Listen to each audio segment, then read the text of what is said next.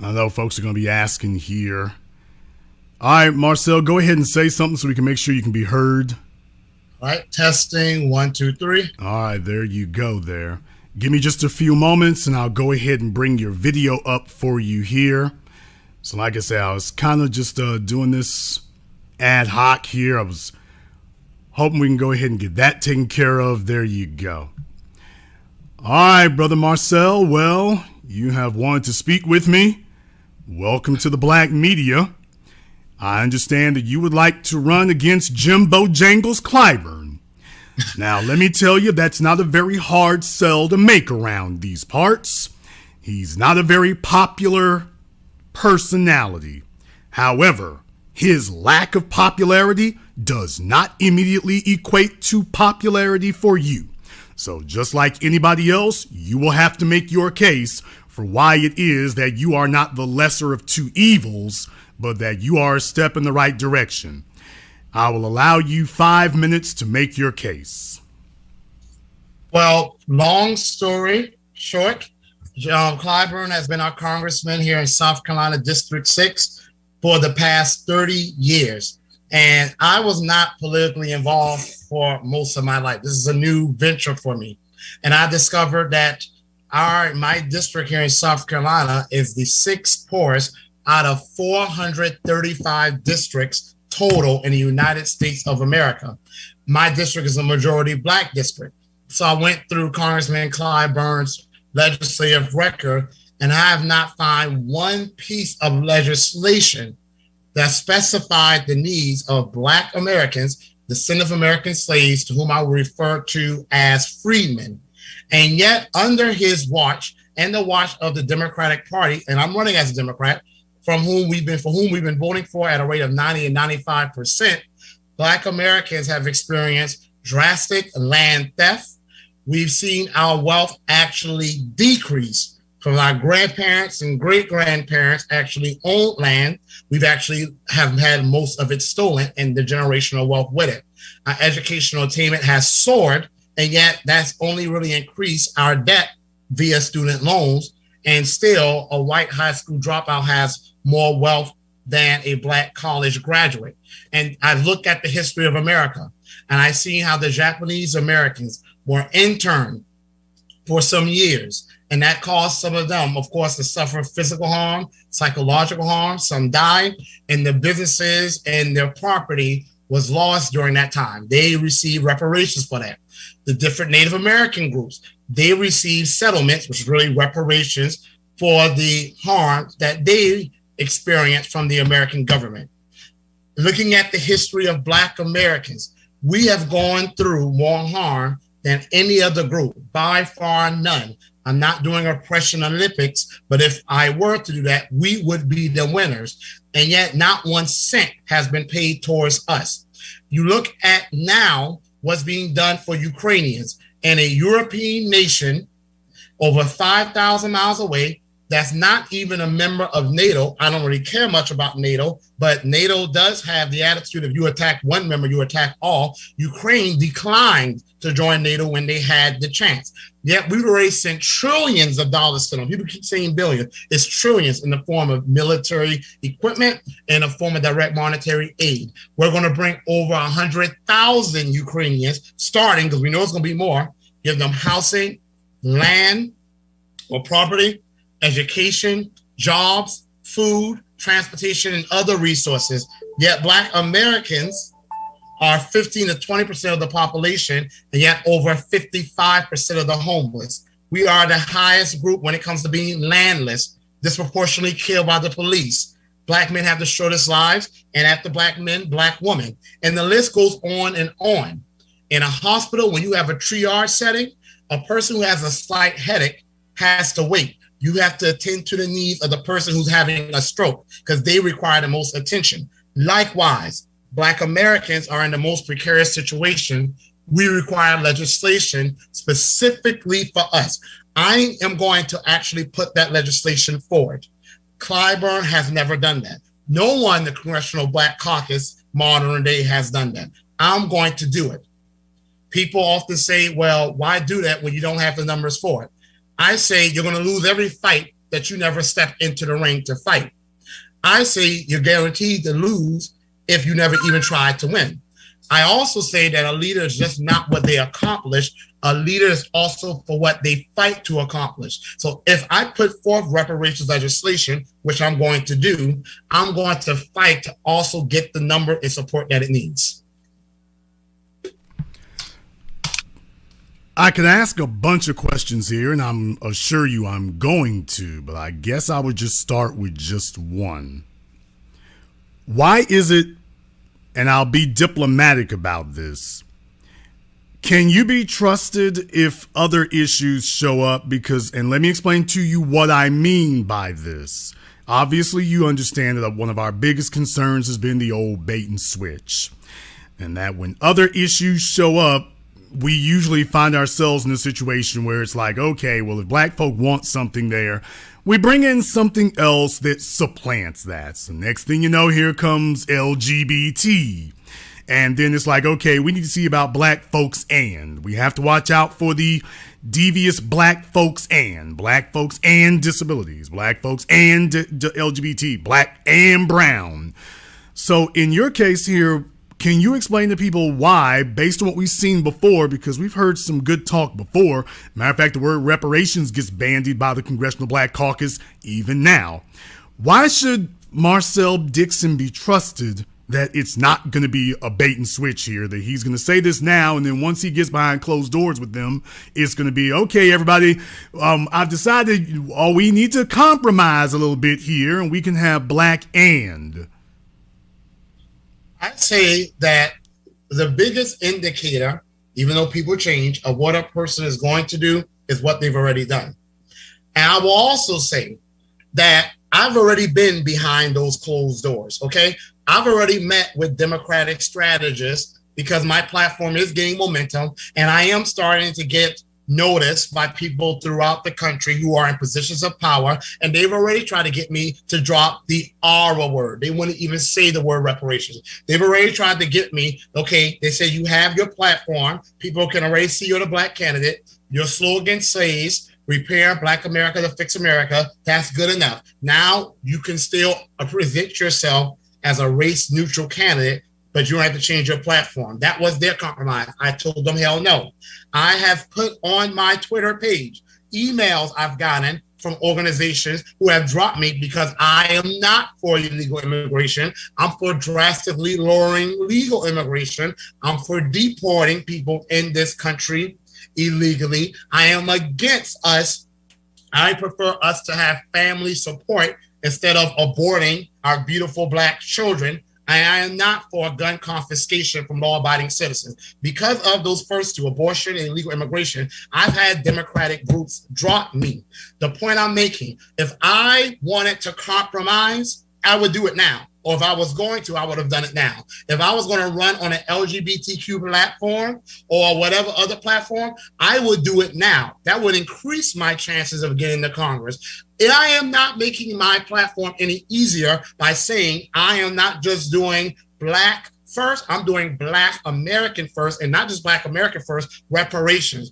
Anytime you stand up in this country for Black Americans, because they'll be friendly to Black immigrants, but for Black Americans, you are going to get a big pushback. I knew that, and the people have not disappointed. So if I was going to sell out, I would might as well do it now and make my path to Congress easier. But the fact is, I have not sold out because I know, like they say, the person who is faithful in what is little, we are persons faithful in what is most.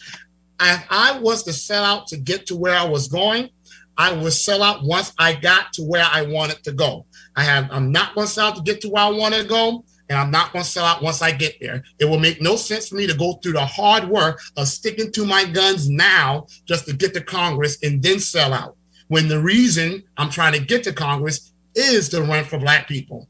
And that's why I stuck to that platform. Now, the reason why I ask these things is because going forward, what I'm predicting is going to happen. This is my prediction based on what we saw with the Reparations Committee in California.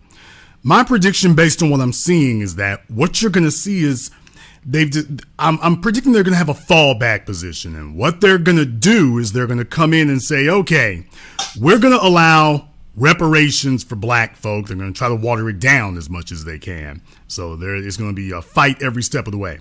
And then right after they say that, they are then on the back end going to say, and we also need to make reparations for all these other groups that on the front end you got excluded in the reparations discussion. They will try to include them in separate legislation later. How does Representative Marcel Dixon plan to address that eventuality if that occurs? Well, I already know that's going to occur. It's already occurring. We already see that the segregationist in chief we have, Joe Biden, he already said that after saying he will have our back, that he would consider reparations if it includes Native Americans. That really infuriates the hell out of me, because Native Americans have gotten it, and some still receive direct monetary payments every single month, tax exemption status, billions, trillions of dollars from casino revenue, land. And not once has anyone ever said, well, we're going to right the wrongs we've done to Native Americans only if we right the wrongs we've done to Black Americans. But somehow when it comes to us, it always has to be contingent upon another group. So I already know that's going to happen. I already have a plan on which to deal with it. One, I'm going to write the legislation. So the legislation is going to be authored by me. Now, if other people try to shoehorn other groups in there, like this Black and Brown, this Rainbow Coalition, that when they get policies, it's specifically for them. But somehow when it comes to us, we have to include everyone else. It's never the other way around. What I'm going to do is something that we don't do now, and I have to get us to do it in the way that should be done. I am going to call these people out, and that is called pressure. That is called accountability. So in the event that, let's say, usually a member of the Congressional Slack Caucus comes along and they want to add on other marginalized groups. I've had a lot of Black people mention other marginalized groups, and I'm focusing on the main group that was government sanctioned marginalized. I am going to highlight those people, what they're trying to do, and that's what I'm going to need all my reparationist family come and back me up and making sure that reparations is going to be something that's worthy of reparations. When I get to Congress, I hope to have other people with me, like Tamara Shealy Johnson of Georgia, who's running on a reparations platform, and William Somerville in California, who's running on a reparations platform. I think there are some others out there, but I don't know them like that, and they could just be using reparations as a buzzword. But if I am running my campaign, I'm going to be there alone, just thinking that y'all are going to have my back, because they know I am not going to have much support, even if Tamara and William do get there with me. That's when I'm going to need y'all to come to my back, call them, identify them, call them out, and then blow up their phones, call their offices, write them letters, and we put the pressure on them to make sure that when reparations is done, it's done to the people to whom the debt was originally owed. And that is the people who are the descendants of those that were enslaved by the American government. While we're discussing that, one of the other things that we're seeing here is that reparations is a very good foundation to begin with, but we also have to have an overall socioeconomic strategy going forward, because you have resources in government and how those resources are distributed, and the policy of the government is going to be important. So when it comes to Black people in particular, what would you ideally, and I'm not saying necessarily, you're going to have to make sure of that, but if you had your ideal, what do you ideally see as the American government's socioeconomic policy toward the descendants of slaves in America? I don't want to be redundant, but no, it is reparations. And even though I know that doesn't include Black immigrants, here's the truth of the matter. And this is something that actually bothers me, and I'll explain why. They say a rising tide lifts all boats. We know that's a lie in America. When America tide rises, Black Americans are thrown out of that boat and fed to the sharks, like we were during the transatlantic slave, even though we are the ones that built the boats. But when Black America tide rises, all boats are lifted. There was a study done by Citigroup. Citigroup is one of the largest financial services in the world. So if anyone doubts this study, you need to go check who's handling your money. And I guarantee you somehow, some way, if not directly, Citigroup is involved. They said that the United States of America had lost $16 trillion because of anti-Black racism. Keep in mind, the GDP of the United States of America, which means our total worth in products and services, is $19 trillion. So we could have been twice as wealthier had this country done reparations in the year 2000. If we go back further, imagine how much more it compounds. We probably leave the trillions and go to a number that's much higher than that. The point of the matter is, when Black America tide rises, all boats are lifted. And I had a debate recently, a discussion with Michael Harriot of The Root and the Grill about this matter, race-based reparations versus lineage-based reparations. And he made a point. I didn't agree with his thing about race-based reparations working, but he did make a point that's true, that the majority of Black immigrants live around Black Americans, even more so than some freedmen, Black Americans who are descendants of American slaves. Black immigrants are sometimes more likely to live around Black people. When Black Americans get reparations, that is an automatic boom and policy right there to all Black people. Because first of all, over 90% of the Black population of the United States of America are freedmen.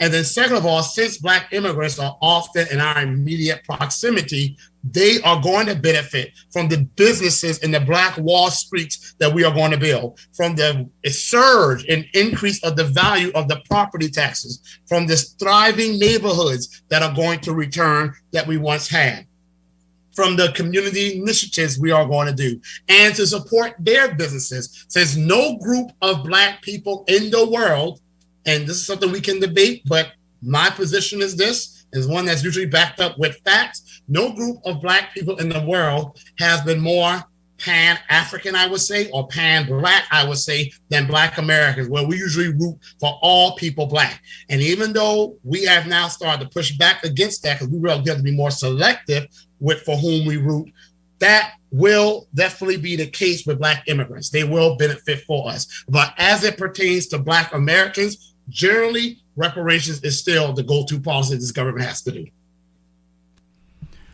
I want to ask a question about something else here before I get to some other policy positions here. I think it is a fair question to ask, although I don't think it is a question to be toiled over unnecessarily. There are people who have expressed concerns, and I will always entertain a reasonable amount of scrutiny. What I will not entertain is a circular amount of scrutiny, which is why I'm going to ask this question one time and one time only. And anybody who does not like it, you have the opportunity to go and wash your grandmother's corns. Now, I will say that there are people who are concerned that if they vote for Marcel, they are concerned about a certain level of possibly looking later down the line in an LGBT bait and switch. What would be your response to that? Okay. And I'm referring to the candidate personally. Okay. I'm gonna go back to what I said earlier.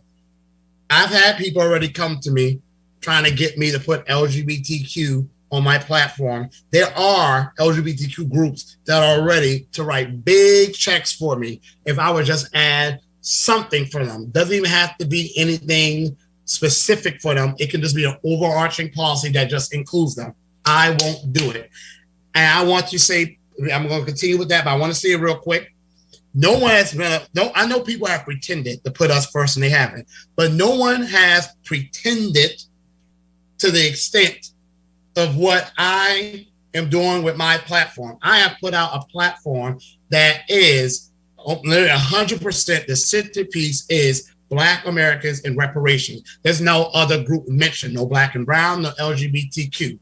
If I wanted to bait and switch to the LGBTQ platform, I would do that now so I can get money to help get to Congress. I am not doing it because I want to show people that if I don't compromise now, I'm not going to compromise then. Here are the facts though. It just makes no sense. There has been a surge in legislation to give LGBTQ people protection and legislation. I don't know if people know this. There's even really reparations being done for LGBTQ people who were denied the right to marry and therefore not able to inherit some of the benefits that they would have gotten had they been allowed to marry earlier. All of that's been done.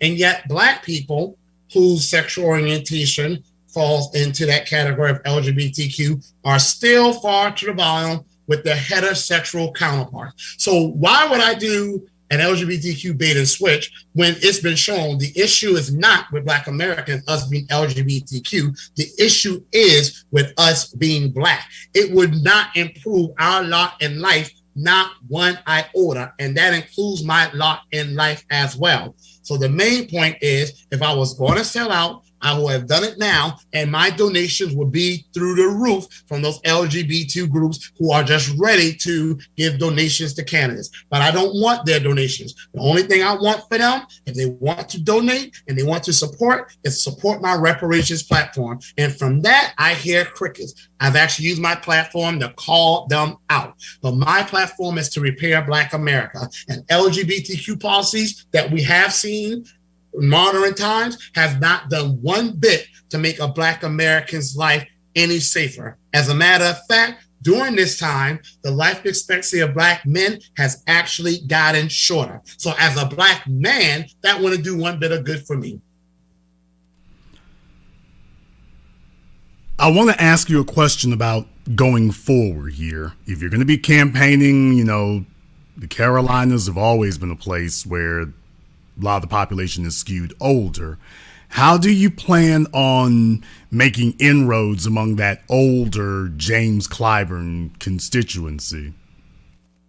Well, I talk with them and I speak with them and I provide them with education. Not saying I know more than them, but I educate them as to what I'm trying to do and why. For example, in South Carolina, especially my area here on the coast, the Gullah Geechee people, we have lost hundreds of thousands to millions of coastal front property that is now worth in the millions, if not the billions. They've built world-class resorts where my people used to fish, used to have rice farms, used to have garlic farms and orchards. We've lost it from 1910 to 1997 through things such as heirs property. South Carolina was ground zero for that, where all you had to do was find one person who was an heir to the property because there was no will written by our ancestor because either they couldn't read or write or they couldn't afford a lawyer or a lawyer deceived them or a lawyer wouldn't work them for whatever reason. They didn't leave a will. So we all became a share in the property, but none of us can get equity or the value of the property to actually enrich ourselves. But you can live there.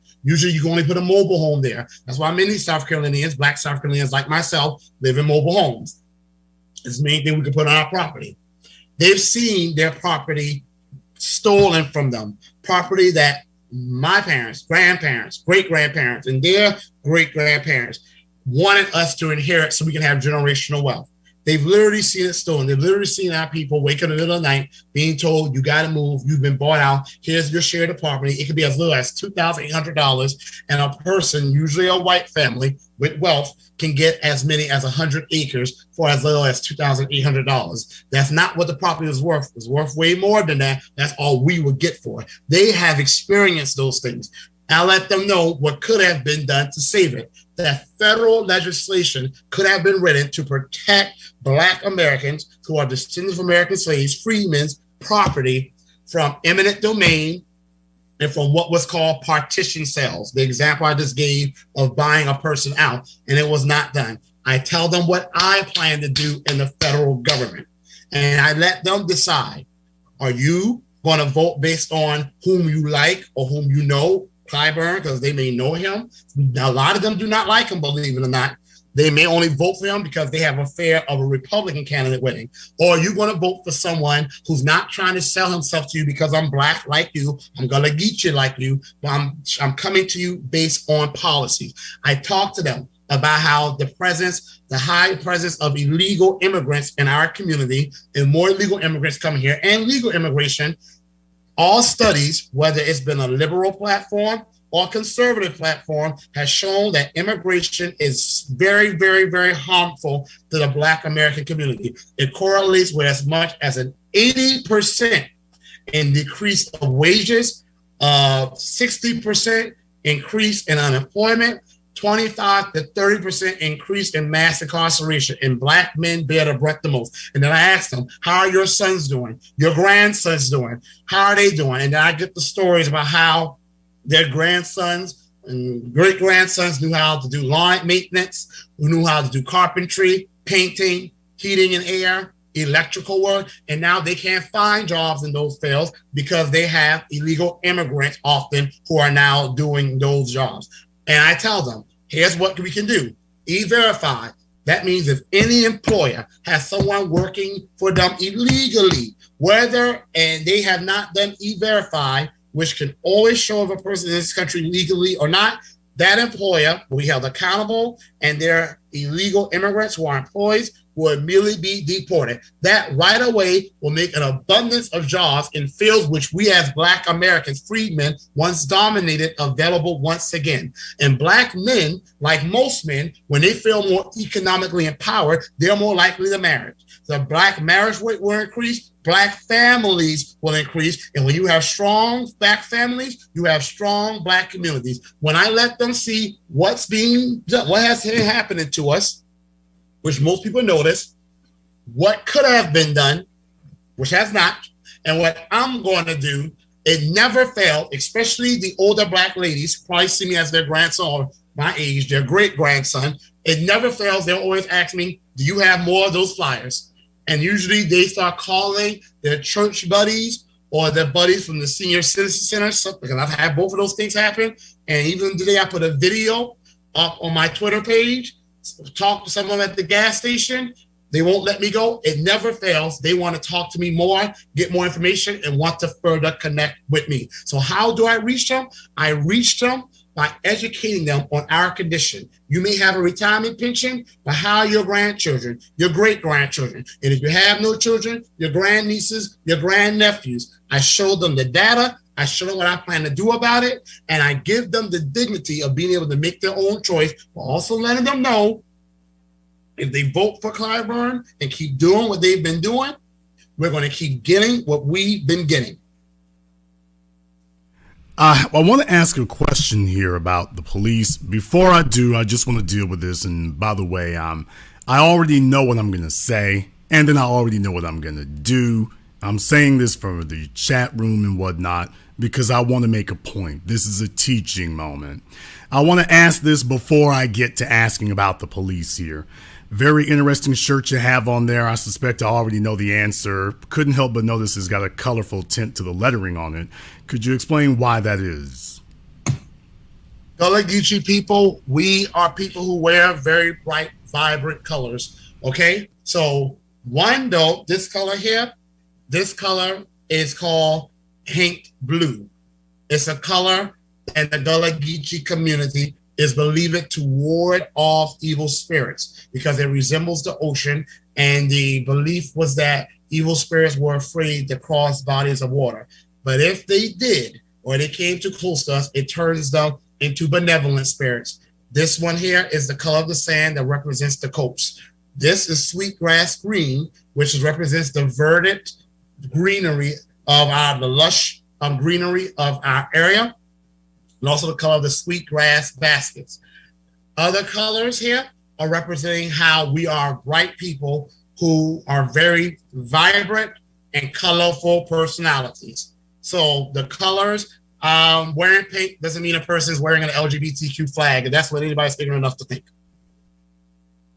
Well, thank you for explaining that. Now, if anybody has any questions about that, you will refrain from putting that in the comments. So to my mods, if anyone has a dispute about that, since he has explained what that is, For the sake of making sure the conversation in my chat room flows good, I want you to ban them. He has given his explanation. You will accept it or you will not, but that is the explanation you've been given. As far as the police are concerned, I'm sure you're aware that Representative Clyburn, made it very clear that he felt that we should not use phrases like defund the police because that was sloganizing, and that he thought that we were actually putting people's lives in danger simply by saying defund the police. So where does Representative Marcel Dixon come down on the subject of defunding the police, or police reform, as it were? Well, one, I'm not so interested in reforming the police as they are now, because the way it is now, it cannot be reformed. I am for getting rid of the need for police officers in our community to begin with, and for holding the police accountable. One, the FBI sent a letter in 2007, 2008, saying that white supremacists had infiltrated police precincts and departments throughout the entire country. Obviously, nothing was done about that because they already figured that white supremacists were going to mainly be antagonizing Black Americans. So who really gave a damn?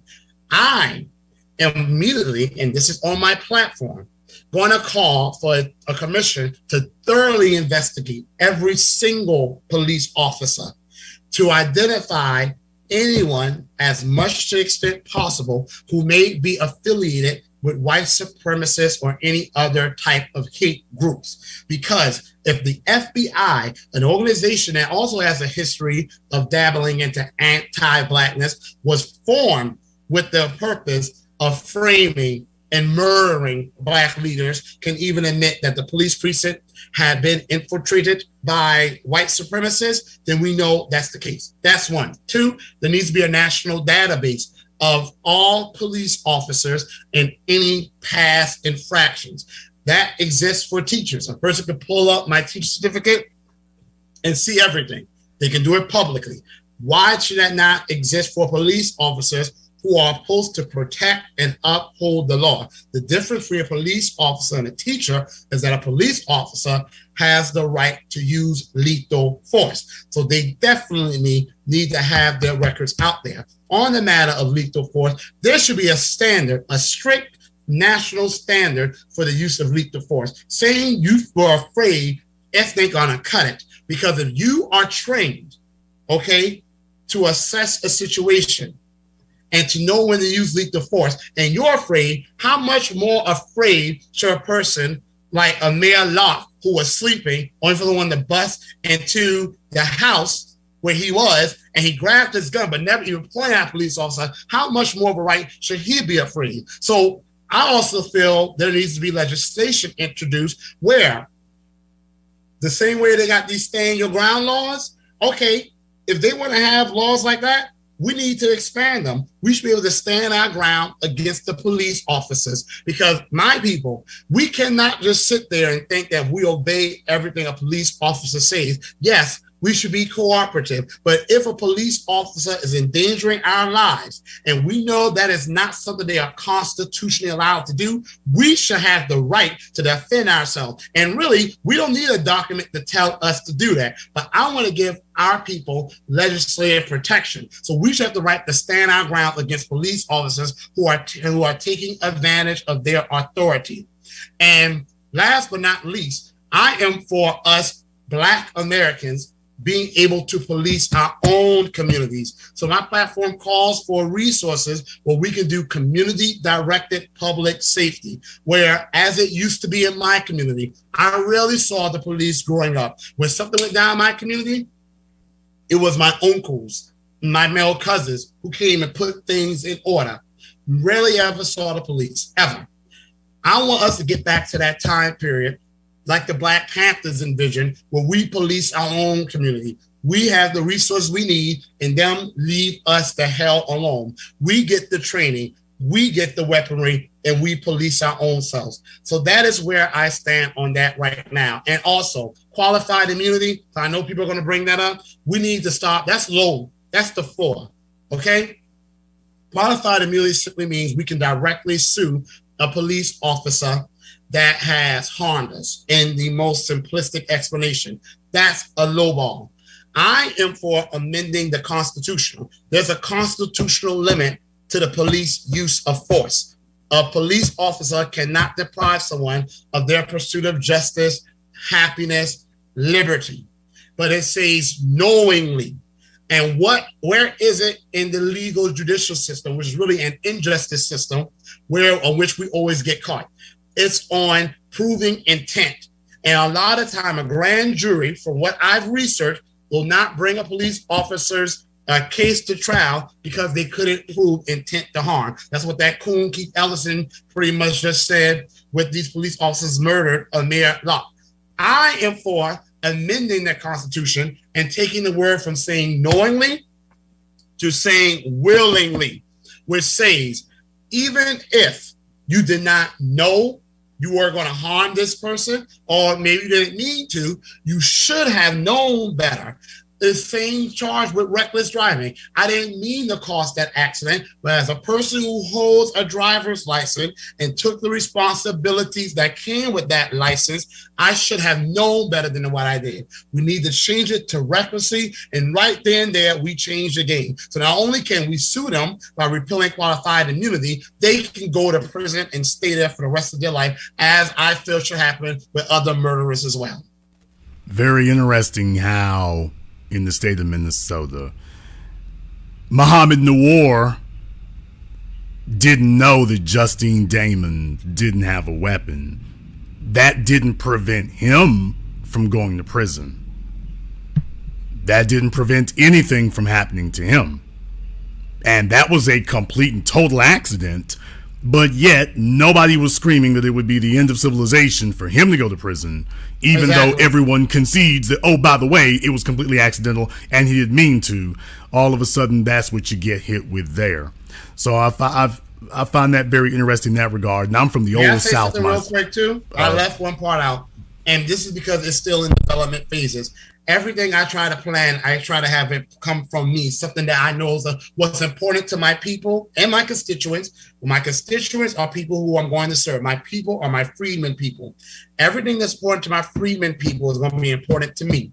I am looking at legislation about these juries and these judges. I don't know why we give these judges a God-like stance when we are Black Americans in this country, and there's a easily verifiable history of judges and juries simply letting murderers get away with murder, the Emmett Till being just one of many examples, because the person who was murdered or was a victim was Black. There cannot just be this trust the jury, trust the judge. There has to be some sort of accountability for them too. I'm looking into that. I'm not going to release any details, but I'm looking into that as well. Well, the grand jury thing, that's really a canard. I mean, a prosecutor with a grand jury could indict a ham sandwich. I mean, that it doesn't even have to pass, intent threshold at that point. He can get anybody indicted. If it doesn't pass by a grand jury, that is because the prosecutor does not want it to get past the grand jury. So he can indict a bottle of water if he wanted to. It's really just that simple. I want to go on here, though, for what you said about why we wouldn't need police. As you know, crime occurs because of economics and education. And if you deprive people, if you maneuver them in that situation, then crime can be generated. The 5 Points area of New York, historically, from Irish to Italian to Black people, it doesn't matter who they put there. You put them in those conditions and crime thrives. So, of course, you can go ahead and take advantage of that. As far as this federal system is concerned, I want to find out what are your thoughts and ideas about how the federal system treats crime, because in many ways they are the ones who fund what happens at the state level, as you know, with 3 strikes. So go the feds, so go the states. How would you, right now you can see that they're claiming they're doing things for Black folk, but we're taking a look at some of the state prisons and things like that. In that regard, what changes would Representative Marcel Dixon make as far as federal funding for prisons and oversight of state prisons? Well, as I said on my website, if you want to fight crime, you have to fight poverty. So as far as prisons goes, this is what Joe Crow did, or Joe Biden, whatever. His crime bills, people always talk about the one in 1994. He actually authored many crime bills and did actually a lot of tough on crime legislation in regards to violent crime, which was counterproductive because it actually caused an increase of violence, and drugs, which she wanted anyone on drugs who was black to get thrown in jail, but obviously not his son, who's an addict, but that's a whole other conversation. He incentivized funding for states to build more prisons. That's going to get cut out for me. Also, here's the thing that people don't understand. No one's tougher on crime, violent crime, than I. I have no sympathy for people who are first-handed murderers or who are truly menace to societies. However, what we do in America is we think throwing everyone in jail is a good answer for crime. No, because the truth of the matter is the majority of crime is non-violent offenses. Right now in federal prisons, I'm not going to give a percentage, but I think it's like somewhere between 36 to 50. Nearly half of the federal prison population is in there for non-violent offenses. These are people, mainly black men, who can be out in their communities, being fathers to their children, working, helping to pay taxes, and they're locked in prison for something as simple as marijuana possession. Here, there are many problems with that. One, it's dumb. Two, when you focus and try to arrest people for every single little crime, you overextend yourself. And the people who are really, truly threats to public safety, you don't have the resources to really attend to those matters because you're trying to attend to everything. What we need to do is like what I gave the analogy in the hospital, a triage system. Crimes that are nonviolent offenses like criminal trespassing is one of the offenses that people get thrown in prison for the most are usually trespassing charges, property vandalism, things like that. Those things are high up there when it comes to imprisonment. Those type of crimes can be handled through systems of finding, community service, put those people to work, but we do not have to jail them. We should reserve prison for the violent offenders among us. So I will cut out incentivizing to give state funds for building prisons and instead incentivize states to build quality, affordable housing, to put paraprofessional and teachers assistants in schools, to put in more guidance counselors and psychologists in our schools, to increase the pay of teachers and all school staff and social service employees so that they can help families before they find themselves underwater and in a situation when they see their children are at risk of being taken from them. Those are the type of incentives I want to fund. Private-owned prisons should be abolished at all levels. We should not be looking to people to own a prison as a path to entrepreneurship, because that way, those same people who are often already rich and powerful, whose family members are oftentimes the biggest criminals, are going to want to have legislation and going to have lobbyists to get legislation where they're going to be throwing people in jail for something as simple as jaywalking. So we use our resources, our finite resources, to address the violent crimes among us, the ones that are the most destabilizing to society, and those white-collar crimes that often see billions and trillions of dollars that could be used to house people, to feed people, to shelter people, improve our infrastructure, improve our healthcare system, and so forth, so on, go into corrupt politicians and corrupt people in these different corporations' pockets. Now, that is what I want to do in regards to the penal system. But on a socioeconomic level, you have to, and this is something which is universal, Medicare for all. You have to make healthcare accessible to everyone, quality, not just for physical, but for mental health reasons. Sometimes violent crime is really a manifestation of mental health issues that have gone untreated. When in the case of Black Americans, they did a study on people who were survivors of the Holocaust. They did a study on their grandchildren and great-grandchildren, showing they had heightened levels of anxiety and depression. Well, if that was from the years of World War II and the Holocaust, how much damaged psychologically has chattel slavery, Jim Crow, redlining, lynch mobs, land theft, and all the other forms of brutality that Black American freemen have experienced done to our psyche. So high levels of stress are also contributing to crime. We have to have a livable wage so that people aren't always under so much pressure and living in states of uncertainty where one little flat tire could put them on the street. We have government-provided quality child supervision. We need to have in our neighborhoods a food and housing security where people never have to worry about they have enough food to eat, but they have a roof over our head. Other things in a community that has been shown to lower the crime rate are things about which we may not often think. Good infrastructure, open spaces where people in the community can mingle, good street lighting, lowering abandoned buildings, also common sense gun safety legislation, and also investment in the school system and family support services. Those type of things are what really lowers street crime. Well, I'm glad you mentioned that, Marcel, because I did go by your website here and I did check that out, marcelforcongress.com. .org. Yep. .com.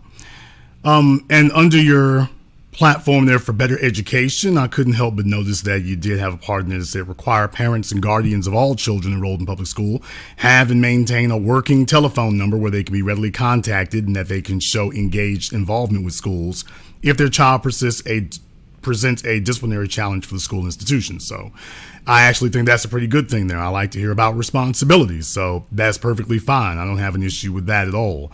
I think that's a good thing there. Plan for better thriving communities. I'd like to read a few of the bullet points that you made here. Introduce a federally mandated livable wage that corresponds to the cost of a person's geographic area. Conduct an inclusive study on poverty to have a real idea of the data. Make Medicare available as an option to all individuals. Focus on prevention of disease. Substitute abortion outside of exceptional circumstances with strong support for thriving families and communities. Great. Shift to a community-directed public safety approach, because I liked it better in the old days. Although you shouldn't need that, because when you have people who are making good wages, they don't make trouble, and that's the way that works. Install a federally mandated database of officers. Reward police departments that have no outstanding racial disparities in their policing. Because we have databases where they're supposed to report their data, but they simply don't. State of Texas is a very good example of that. Change the language of the constitutional limitations of police force from knowingly to recklessly. Mandate federal background checks and waiting periods for all gun sales, and intensify sentencing for any individual that fails to comply with the process. Mandate smart gun technology and safe storage protocols.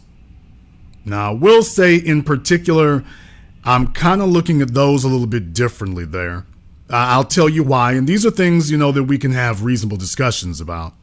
But the reason why those in particular stand out to me is because you live in a society where white folk, no matter the circumstances, have ready access to everything, especially firearms.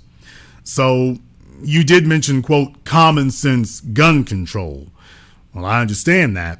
The problem is it doesn't matter how we write the laws, gun control always penalizes black people no matter what you do, because they will be discretionary in how they utilize that.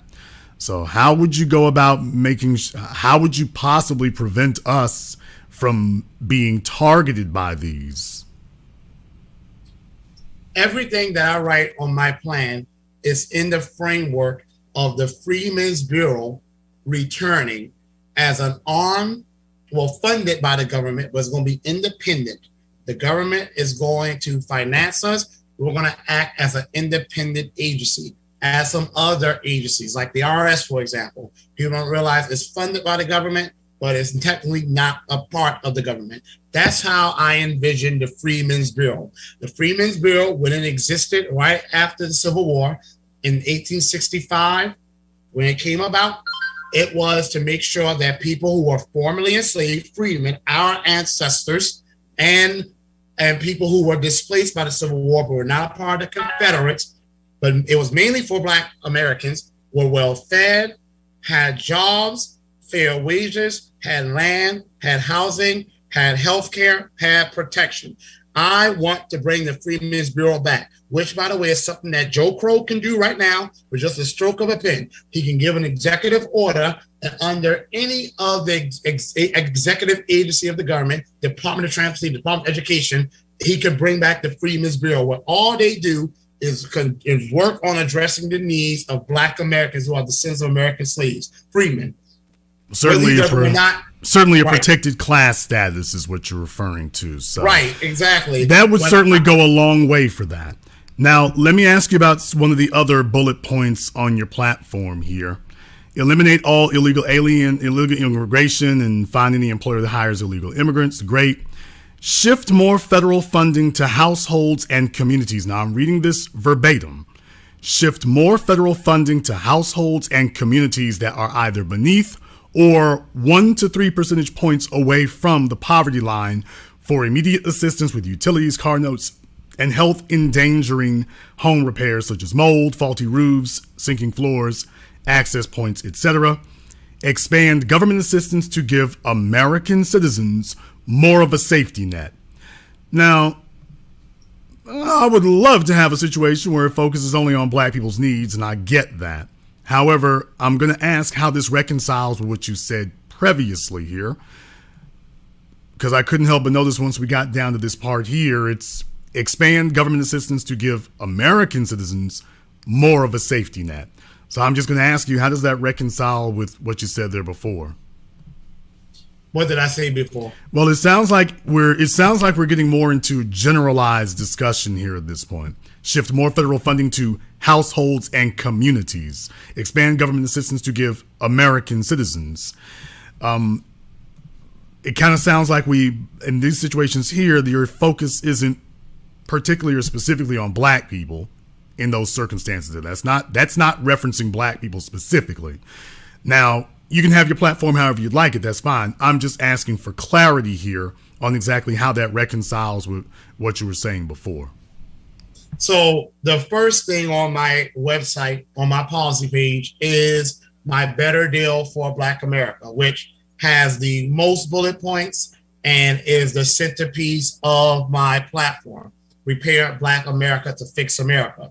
But obviously, and this is something that I think everyone understands, I am running as a congressman, and my district is comprised of my constituents, which includes the majority who are Black Americans, but includes people who are not Black Americans. So me running on a reparations platform is not to say to hell with other constituents. It's to say that you're not going to keep telling Black Americans a rising tide lifts all boats while we are literally in the water being eaten by sharks. So we need to obviously have an America that is thriving. And me being a reparationist by no means is in contrary with the fact that this country should be doing more for all of its citizens. This is a country where Medicare should be available for all. This is a country where homelessness should not exist. This is a country where no one should be in a home that's infested with mold, but they don't have the means to pay for it. Like I had one of my nephews, his aunts, not on my side, on his mother's side,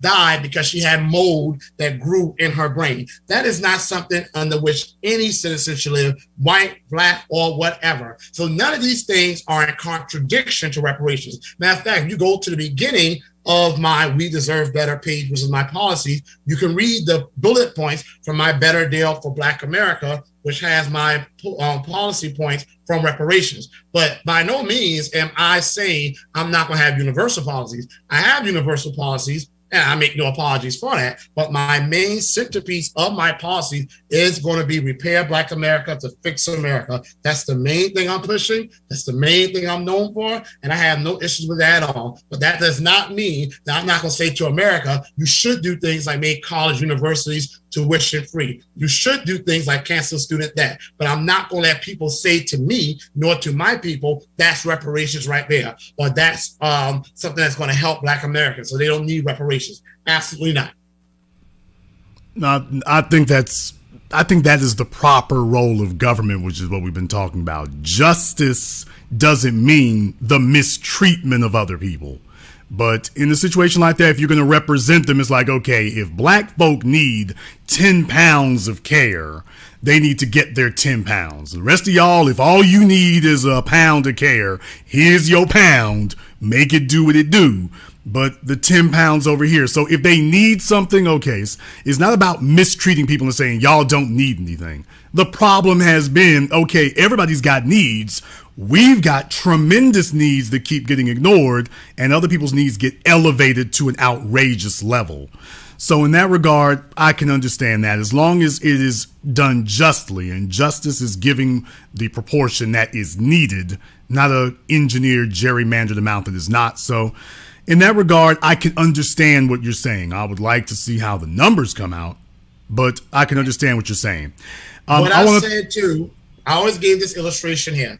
If I have an ice cream and you slap it out my hand and I get another ice cream, you know, I churn the milk and you cut off the whey and all, you slapped out my hand. And then I say, hey, you owe me for the ice cream. And then you give me and everyone else ice cream.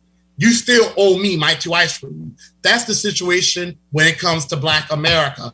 Freedmen, we should be doing universal policies to make this a better country to live in. But this country is always going to be more indebted to Black Americans. And that's how it works there. And again, everything I am saying has to be looked at through the lens of we now having a reparations in Congress and the Freedmen's Bureau being back to make sure that Black Americans are always getting the full equity and the specificity that we need. That's exactly why the Freedmen's Bill is being brought back on my platform. Well, definitely, like I say, the situation as it's been is that everybody else gets at least some of their needs met, and black folk get nothing decade after decade. So what needs to be addressed is, okay, we just need to stop the practice of black folk just getting nothing while everybody else is at least getting something of what they need addressed. Exactly. So that I can certainly understand that, because that's the part that needs to be focused on. You've certainly been very generous with your time here this evening. People, if you want to check out more of his platform in detail, like I say, you can definitely go to his website, marcelforcongress.com. All the information that I've been talking about here tonight is there. It's readily available. It's public. You all can read it there. It's not a hard read. It's not put in torturous legalese. A third grader could sit down and read this and understand it very easily. So basically, if you have any other questions about what his priorities are, what he's thinking, or whatever, I think that's a very good resource. It's very plainly laid out and everything. Also, if people want to contribute to your campaign, they are able to do so there. I do want to ask something, though. I do want to ask something in that regard, because now you're dealing with a federal system in that regard. So some folks might want to be more enthusiastic. However, there tend to be limitations on what can be contributed as far as when you're dealing with somebody who's running for Congress or the Senate or whatever. There tend to be limitations in that regard. So I wanted to discuss that, because you might have somebody who wants to go empty out their savings account or something. Please do. Well, I mean, like I say, but the only thing is that would that present an issue is what I'm saying, because everybody remembers since John McCain and, campaign finance reform, that I wanted to ask you exactly how that would work for your campaign. So the limit is $2,900, and trust me, no one has reached that limit yet. But I want to say something real quick. Donations, y'all. Look, if you're in South Carolina and you're listening right now, if I may say this, I'm Jason Black. And if anyone wants to come, my campaign is currently doing a massive voter registration push. Like, I went to the Babies concert, and I don't follow musicians like that. I went to his concert and we did a major voter registration push. Got plenty of people to sign up. People are coming here. I have 2 street teams on the ground to sign people up to vote. The deadline is May 14th. And because votes win election. I'm never going to have as much money as Clyburn unless I get real big, generous donor. I don't need to have as much money as Clyburn, because even though I don't have his money, I also don't have his pathetic record to defend either. Okay? But the second way to vote for a person is with your wallet. Commercials, newspaper advertisements, venues, flyers, the street teams I have. Donations help me pay for all of that. So marcelforcongress.com/donate. Please make a donation, everyone who's listening. If you want to have a true reparationist in Congress who's unapologetic, and I'm not there to play nice Negro. And the limitation is $2,900. So if you could do anything between 0 to $2,900, you're good. Well, brother, I will give you a couple of moments here. If you have any last comments final comments or remarks you would like to make, I can allow you a couple of minutes to do so. I will. Thank you. Y'all, we're getting to the point of no return. So some of you are probably sitting there, and I know it's always like trolls that come in, probably being ignorant, talking about colors, colorful shirt, colorful hat. This is what's happening to Black America right now. I've already said, I'm going to restate it. We own less homes now than we did during Jim Crow. We've had stolen 14 to 15 million acres of land out of the 16 to 19 million acres that our ancestors fought to get and fought to protect and keep. We are now 1 million acres of property, okay? We, Black women, have the highest abortion rate while they're telling illegal immigrants that you can get to stay in America because of your children. They're telling us to get rid of ours. At the same time, our children, 5 to 12, Black children have the highest suicide rate. We are less likely to have a car than any other group. Illegal immigrants to come in and get a car before a Black American citizen. We are over 55% of the homeless in the streets. We got Joe Crow in here, and everyone acting as if Black American justice had arrived, and actually shootings of Black Americans by the police have actually increased. And just like under Trump, who was probably going to do more, very little, nothing has been done to protect us. Okay, Black American men have the shortest lives. We've lost years of our life, and all this attention is brought to Black American women dying giving birth to a child at the same rate as women in countries like the Philippines, and you think something will be done about it. In 2020, the rate of Black women dying actually surged. We've been through lynchings, having our kids ripped out of our woman's stomach, our cities burnt to the ground, Jim Crow, redlining, and the list goes on. That's how we have been treated as a second-class citizen. They're trying to give citizenship to illegals. They're trying to make illegals police officers, give them in-state tuition. If we have been treated this bad as second-class citizens, do you really want to mess around and see what's going to be like as third-class citizens? That's what's going to happen if y'all keep sitting there talking tough on the internet and not getting on the ground and getting reparationists. Doesn't have to be me, but I'll be damn glad if I'm one of them. And I'm going to do exactly what I say if I'm one in Congress. So I need your help to get to Congress because something has to change. And I am going to be honored to be that change. marcelforcongress.com/donate. And Jason Black, the Black Authority, thank you for having me. Well, thank you very much for joining us, people. If you have any other questions, you can go to his website. Thank you very much for joining us here tonight. Thank you. Take care. Well, like I say, folks, definitely you have your options there. You can take that as you will, and that is up to you. Now, if you would like to know my thoughts on anything, and by the way, that is an option for you here as well, what I will say is this. I am perfectly willing, as I have always been.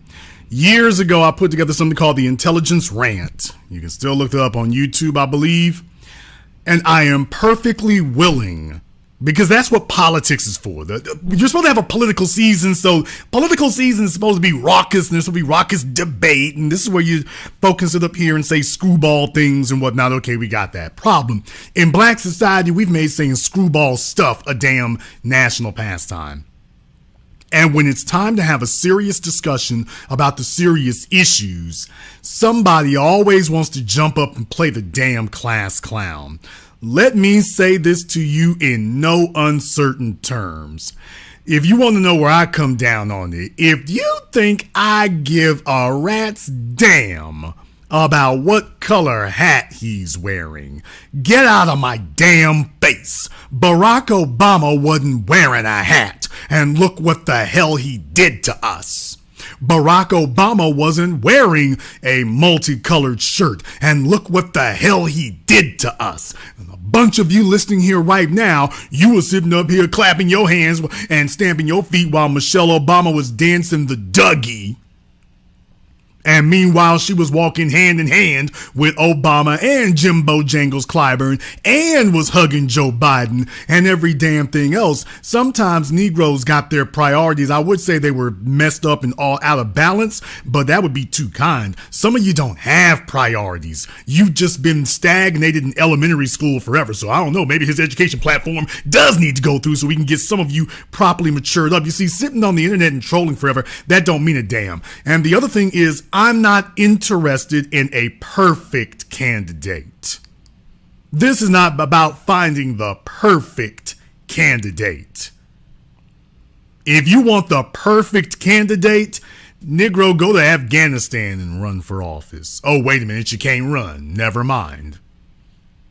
Folks on the internet who don't have any intention of actually getting something done, they sit up here and, ooh, it could be better. It could always be quote unquote better. That's a subjective decision. There's a saying in politics, don't compare me to the almighty, compare me to the alternative. And the alternative is Jimbo Jangles Clyburn, who told all of us to kiss his elderly, musty, gray-haired ass. That's what he told us. He told us we need more illegals, not less. He told us we need more abortions, not less. Anything that Nancy Pelosi winds up that nigga's back and tells him to say, he comes trotting back out here and saying it. So the other part of having quote unquote representatives is at least they articulate your vision. They at least articulate your ideas and your priorities. Donald Trump didn't get most of the things he wanted to get done. But you know what? When he stood up and you want to know why he is still the most popular Republican in America today and the most popular political figure in America today? Because when he runs up there and rocks the mic, he is at least saying what his he's at least articulating publicly what his constituents believe. He is at least being their spokesperson. Even if he can't get the legislation through, even if he can't get it done, he will at least stand up there and speak it. He will at least say it. He'll at least sit up here and be the echo of his people and be the amplifier for what they say. That's what a representative is supposed to do. All the black folk, there was a bunch of black folk giving Obama a pass. Well, you know, he can't talk about reparations because he can't get that through. That has not a damn thing to do with whether or not he says it. Then there was a bunch of y'all who are ultra cowardly Negroes. Well, Barack Obama, he can't say that he want all this for black folks because they gonna kill him. That's his damn job. And that tells us more about the individuals who were defending Obama than it does about Obama.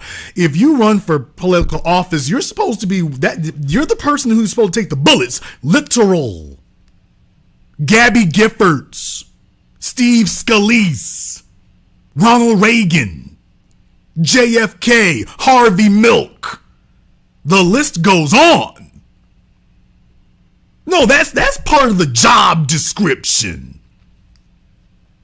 Part of the job description is you're supposed to stand up when they give the oath of office, when they say, "So help me God." For those of you who don't understand what that means, when a soldier takes the oath of office, like the president, when a soldier takes the oath to join the military, like the president does, when they say those words, "So help me God," for those of you who don't understand what the intention of that phrase is, that means on my life. So help me God. That means, what that effectively means is on my life. Literally. I am taking an oath, so I am going to do this, so help me God, no matter what. Well, if you do, we're going to start shooting the bullets. Well, damn it, get the bullets flying in this son of a gun. Because that's the only thing that would stop me. My job is to represent. You got black folk who have a higher threshold of responsibility for folk on the internet or social leaders than they do for the folk they're voting for. So Malcolm X was supposed to get shot down. Dr. King's supposed to get shot down. Medgar Evers supposed to get shot down. Obama and Michelle in the most powerful position supposed to dance the damn Dougie. This tells me more about a lot of individuals out there defending these people. Because you wish that were you. Because you be the first ones, man. And then damn black folks here. Let me go ahead and dance with Beyonce. Dance a jig. So this is why it's so important for the up and coming generation that we have to have real discussions about these things. A campaign platform is where you put out your dream list of everything. Okay, these are all the things I want to be able to do. That doesn't mean you're going to be able to do all of them. Practically speaking, you ain't going to be able to do all of them. You're going to be able to do a few of these things in here. And you're going to have to fight like hell to get those few things done. You might get 2 or 3 things done in your entire time in your political career. You might get 2 or 3 of them done. That's just reality. Every year you're going to vote on a budget and you might be able to finagle a budget here and finagle a budget there. But as far as your core principles and things you ran for, it's going to take time to get those things done. And there might be 2, maybe 3 things throughout a long political career that you will be able to get done. The real thing is what are their core convictions about that? That's how the real world works. For those of you who are completely clueless about politics, Joe Biden said a lot of things when he first ran for Congress. He only got a few done. He was like, okay, if I can give these niggas lifelong sentences, if I can give life sentences to these niggas, okay, that's good. Okay, let's see if we can figure that out. You got that done. In the chat room there, I'll support him, but we'll be watching him. That's what the hell we're supposed to do. I'll be damned. I'm not here to trust a politician. People, this is not about trust. What the hell? Y'all been talking about listening to Dr. Claude Anderson for decades now, and what the hell you get out of it? We're not here to trust a politician. We are here to control them. This is not about love. Their job is to demonstrate to us that they're our best option for executing our will, but this ain't about trust. Because first you get them in the office and then next you're supposed to be standing over their shoulder every damn day. That's how white folk get things done and always have. They didn't trust Donald Trump. He got in the office and they were on his ass every single day. What do you think Fox News exists for? Why do you think Fox News has been the biggest news channel ever since it got started? Because it's basically a cable television activism platform. They elect the politicians and then they stay on their ass daily. Whether it's Democrat or Republican. If it's Democrat, they're ripping apart. If it's Republican, they're standing on. Remember, Donald Trump was at war with Fox at the beginning of his campaign, remember? Because he didn't like what they were saying about him. They didn't trust him. This isn't about trust. This ain't about love. Some of y'all are just stupid. This isn't about love. This is about our agenda.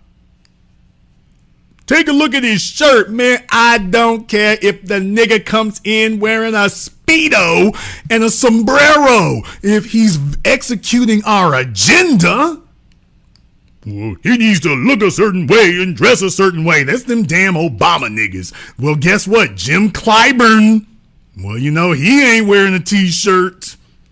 You know, there's an option. And if you ask Jimbo Jangles about reparations, well, you know what? Jimbo Jangles is in favor of reparations too, by the way. Just thought I pointed out, Jimbo Jangles likes reparations too. Jimbo Jangles likes that. You see, as black folk, when it's time for us to have serious discussions, that's when the damn class clowns want to try to show up. And that's why I told the mods, ban them. No, don't time them out this time. We banned them this time. And you notice the chat room started getting a lot more sensible. Yeah, that's why that's why I have a squad of moderators. I got a squad of moderators because when it's time to have a serious discussion, this ain't the time for the class clown. At some point, we need to sit up here and say, okay, here's the agenda. Go ahead and lay out your case for yourself, sir. All right, now the adults need to have an adult conversation. This isn't about entertaining your ass. He's not here to entertain you, and I'm damn sure not here to entertain you. We're talking life and death. We're talking survival. You think I give a damn about a t-shirt? You got the wrong nigga if you think that's on my mind. I want to hear what the hell you got to say. Because maybe you didn't come looking the way we thought you would, and maybe you didn't come appearing the way we thought you would, but if this is the right horse we're going to put our money on the right horse. And black folk need to understand, as we keep reminding you, people who do not protect their advocates will find themselves a people with no advocates. Now, what we talked about was focusing less on the presidential elections and focusing more on your local elections. Representative is more at the local level, at least at the state level. And this is something you can do something about. And this is a guy who I don't think on the debate stage that he would embarrass himself if he was in front of Jim Clyburn. I don't think Jim Clyburn could handle him. I think Jim would sit up there with his arthritis medication and his Metamucil and his first alert badge and stumble and bumble through a couple of sentences. And he would look like what he is: old, frail, and controlled. If nothing else, this is a major disruption. So let's be very, very clear. Our job is to do a thorough job of vetting people. Our job is to ask the tough questions. It is not to talk in circles. At some point, see, some of y'all, there's a reason why you could never be judges. A lot of you could never be business owners because you would spend so much time talking and talking and talking. You would never actually move on a decision. Well, if I just don't feel completely right, baby. Okay, and meanwhile, some other folk, they're like, okay, we have a workable solution. Let's get these first 3 or 4 things we actually need done, and then we can work on the other stuff. See, that's called progress. That's called progress. This is not about having a perfect candidate. It is about having one who is aligned with your agenda, and from there, we'll work on the rest. From there, we'll work on the rest. And you will never be 100% certain, because like I said, you've had some folks on the internet. They want to start schools and organizations and everything else, and they talk a good game. In execution, either because of difficulties or because of other factors, it doesn't happen. You've had a lot of folk who've gone bad over the years. I've told y'all about that. The people who followed us into 2019 didn't follow us into 2020. The ones who followed us into 2013 didn't follow us into 2014. That's the way it goes. We will always be in a steady process of re-examining the paperwork. It doesn't matter what happens along the line. The paperwork is never lifelong validated. The paperwork is always subject to review. Always. Barack Obama was talking correct in 2008. His people wanted to know why we turned on him by 2012. Yeah, your paperwork came back dirty. The paperwork came back bad. Him and his wife started dancing jigs. Next thing, in 2016, Hillary Clinton was sitting there with Obama, and she found out his paperwork was dirty. And she was looking around all crazy. Well, she was remembering what happened in 2008 and 2012. Yeah, half of his paperwork, and especially your paperwork, came back dirty. You see, the reason why Jim Bojangles Clyburn needs millions of dollars is because when your paperwork comes back dirty, you need millions of dollars to distract the people from all the stuff you didn't do. You need millions of dollars to wallpaper over all the things you didn't get done. That's why these politicians need millions and millions of dollars to run for office. It's not because they're in the right. They need tons of money to conceal all the things they didn't do, to get you to overlook that, to give you flashy television ads. to bring in celebrities. That's Hollywood marketing. It's millions of dollars to get you to overlook the fact that, oh, by the way, I didn't do anything for you. And that's everywhere. That's everywhere.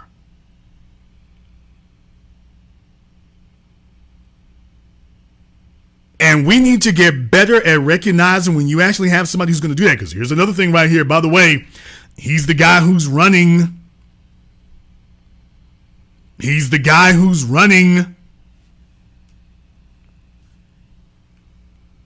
I can't support a nothing. You got to support a something. That's the guy who's running.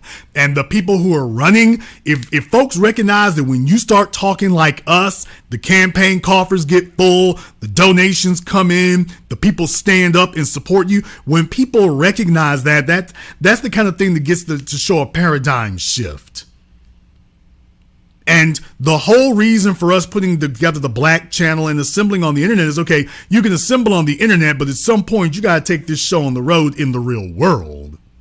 It's not enough to just be here. At some point you have to start executing your will in the real world. So let me be very, very clear. I ain't got any patience for a class clown. We need to sit and have a serious discussion. Let me be very, very clear about the next words that are about to come out of my mouth for some of the buck dancing, buck tooth, prison babble niggas set out there. Did he just say prison babble niggas? I damn sure did. For the candy corn draws wearing niggas out there. Let me be very, very clear about what I'm about to say here next. I ain't got no love for no politician anywhere. This ain't about love. I ain't got to lay up with them. Wouldn't do it if I was offered the opportunity. Some of y'all would be laying up with Kamala Harris while she's sitting here writing the paperwork to put your ass in prison for the rest of your life.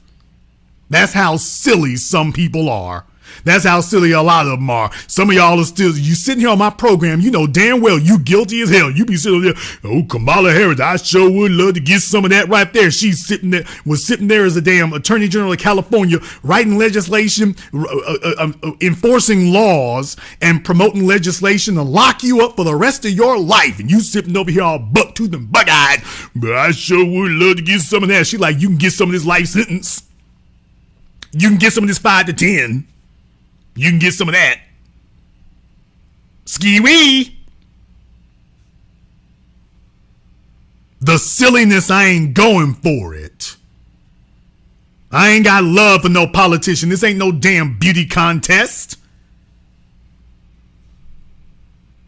Yeah, you damn right. When I get out here and whatnot,